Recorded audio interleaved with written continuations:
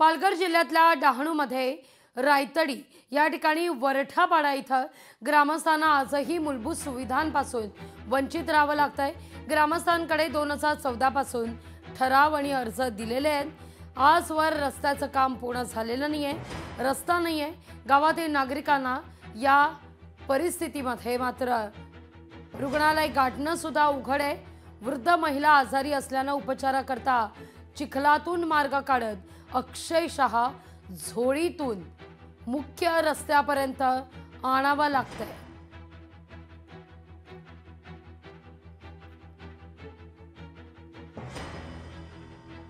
शासनाविरोधात रोष व्यक्त होतोय। मुंबईपासून हाकेवर असलेलं हे ठिकाण पालघर आणि त्या ठिकाणी ही परिस्थिती आहे। 2014 पासून या गावांमध्ये रस्ताच नाहीये। अक्षरशः वृद्ध महिलेला झोळीतून वाट काढत रुग्णालय गाठावं लागतंय। चिखलानं वाकलेल्या या रस्त्यातून पायवाट तुडवत मुख्य रस्त्यावर यावं लागतंय।